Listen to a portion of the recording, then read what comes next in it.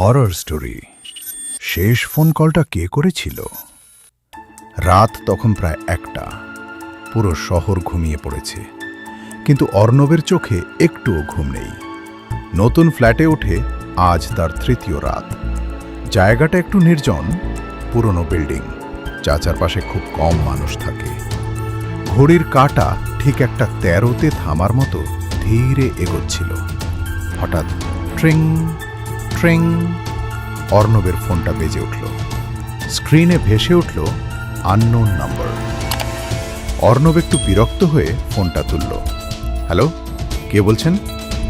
ওপাশ থেকে কোনো উত্তর নেই, শুধু হালকা শ্বাস নেওয়ার শব্দ, যেন কেউ খুব কাছে থেকে নিঃশ্বাস ফেলছে।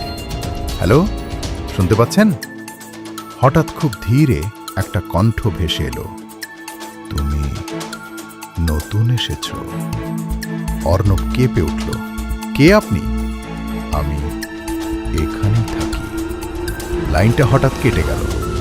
অর্ণব ভেবেছিল কেউ হয়তো মজা করছে, কিন্তু সেই রাতেই আরেকটা অদ্ভুত ঘটনা ঘটল। ঘুমোতে যাওয়ার আগে সে দেখল ড্রয়িং রুমের আলো নিজে থেকেই জ্বলে উঠল। বিদ্যুতের সমস্যা? সে গিয়ে সুইচটা বন্ধ করল, কিন্তু ফিরে আসতেই আবার আলো জ্বলে উঠল। এইবার তার বুকের ভেতরটা কেমন ঠান্ডা হয়ে গেল। পরদিন সকালে অর্ণব নিচে গিয়ে বাড়ির কেয়ারটেকার হরিপদ কাকুকে জিজ্ঞেস করল, কাকু, এই ফ্ল্যাটে আগে কে থাকতো? হরিপদ কাকু একটু থেমে বললেন, তুমি এসব জিজ্ঞেস করছো কেন? না মানে, কাল রাতে একটা অদ্ভুত ফোন কল। কাকুর মুখটা হঠাৎ ফ্যাকাশে হয়ে গেল। দেখো বাবা, এই ফ্ল্যাটে আগে এক মেয়ে থাকতো, মৌ। 3 মাস আগে। কি হয়েছে? ওকে মৃত অবস্থায় পাওয়া যায়। ফোনটা হাতেই ছিল। অর্ণবের গা শিউরে উঠল। মৃত? কিভাবে? কেউ জানে না, পুলিশও কিছু খুঁজে পায়নি। শুধু একটা কথা সবাই বলে, মরার আগে ও নাকি বারবার বলছিল ও আমাকে ফোন করছে, কিন্তু ও তো মারা গেছে। সেই রাত অর্ণব ঠিক করল, আজ সে ভয় পাবে না। সব কিছুই হয়তো কাকতালীয়। ঘড়িতে আবার একটা 13 বাজল। ট্রিং ট্রিং, আবার সেই আননোন নাম্বার। এইবার সে একটু সাহস করে ফোনটা ধরল। হ্যালো। ওপাশ থেকে আবার সেই কণ্ঠ, তুমি আমার ঘরে আছো? তুমি কে? আমার ফোনটা ফেরত দাও। অর্ণব চমকে উঠল। কি বলছো? তোমার বিছানার নিচে আমার ফোন। লাইনটা কেটে গেল। অর্ণব ধীরে ধীরে বিছানার নিচে তাকালো। একটা পুরনো ভাঙা ফোন পড়ে আছে। তার বুক ধরফর করতে লাগলো। এটা এখানে এলো কিভাবে? সে ফোনটা তুলে নিল। ফোনটা পুরোপুরি ডেড, কিন্তু স্ক্রিনে হালকা একটা দাগ, যেন কারো আঙুলের ছাপ। হঠাৎ ফোনটা নিজে থেকেই চালু হয়ে গেল। স্ক্রিনে একটা ভিডিও প্লে হতে শুরু করলো। ভিডিওতে দেখা যাচ্ছে এই একই রুম, একই বিছানা, আর একটা মেয়ে, মৌ, কাঁদছে। ও আমাকে ছাড়ছে না, ও বারবার ফোন করছে। হঠাৎ ভিডিওতে দরজাটা নিজে থেকেই খুলে গেল।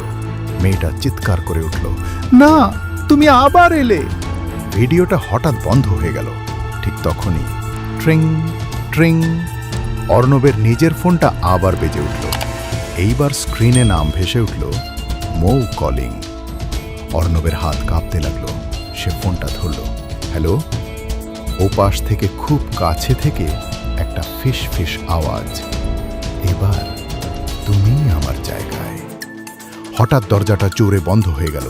লাইট নিভে গেল। ঘরটা সম্পূর্ণ অন্ধকার। অর্ণব দৌড়ে দরজার দিকে গেল, কিন্তু দরজা খুলছে না। পেছন থেকে একটা ঠান্ডা হাত তার কাঁধে ছুঁয়ে গেল। আমার ফোনটা ফেরত দাও।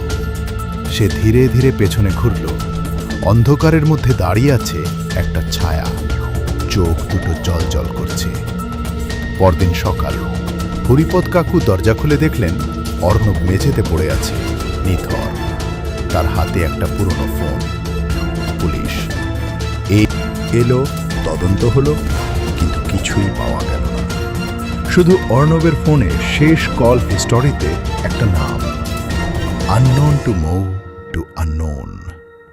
আজও সেই ফ্ল্যাট খালি পড়ে আছে।